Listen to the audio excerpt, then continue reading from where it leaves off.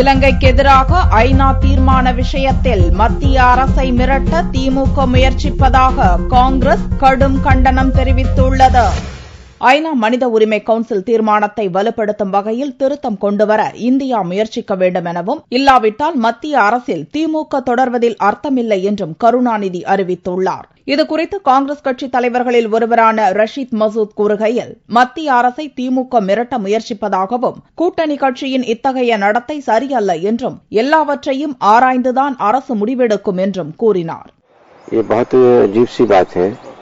International मामलात के अंदर जो पार्टियां होती हैं अपनी एलाइंस की, उनको इस तरीके का एटीट्यूड नहीं अपनाना चाहिए, क्योंकि इंटरनेशनल इश्यूज में बड़ा इंटरनेशनल प्रेशर होते हैं.